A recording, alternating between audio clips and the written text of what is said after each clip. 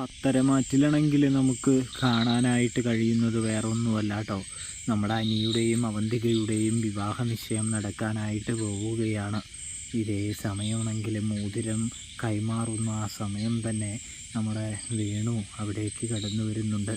നിർത്താൻ പറഞ്ഞുകൊണ്ടാണ് കടന്നു വരുന്നത് എന്ന് കാണാനായിട്ട് കഴിയുന്നുണ്ട്, സാധിക്കുന്നുണ്ട്.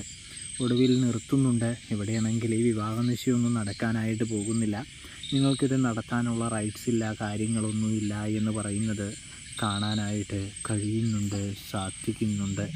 ഇതേ സമയമാണെങ്കിൽ നമ്മുടെ മുത്തശ്ശനാണെങ്കിൽ ദേഷ്യം വന്നിട്ട് വേണുവിനോട് പറയുന്നുണ്ട്, എടാ പോടാ ഇവിടുന്ന്, നീ മര്യാദയ്ക്ക് പോയില്ലെങ്കിൽ നിന്നെ അടിച്ച് പുറത്താക്കും ഞാൻ, മര്യാദയ്ക്ക് പോയിക്കോ എന്ന് പറഞ്ഞുകൊണ്ട് തന്നെ തല്ലി പുറത്താക്കുമ്പോൾ, തല്ലിയിട്ടൊന്നും കാര്യമില്ല സാറേ, ഞാൻ എന്തായാലും പോവില്ല.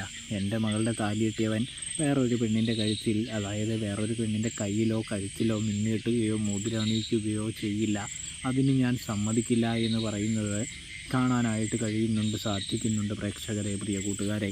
ഇതേ സമയം കൃത്യസമയം തന്നെ നന്ദു അനന്തപുരിയുടെ പടി കയറി വരുന്നു. എൻ്റെ കൺമുൻപിൽ ഒരു പരാതി തന്നിട്ടുണ്ട്, അത് അവന്തിക തന്നിരിക്കുന്ന പരാതിയാണ്. അതുകൊണ്ട് തന്നെ എനിക്ക് കേസെടുക്കാതെ വേറെ വഴിയൊന്നുമില്ല. എനിക്ക് നിങ്ങൾ എത്ര വിഷമിപ്പിച്ചാലും എൻ്റെ ഡ്യൂട്ടി ചെയ്തേ മതിയാവൂ എന്ന് പറയുന്നൊരു കാഴ്ച കാണാനായിട്ട് കഴിയുന്നുണ്ട്, സാധിക്കും.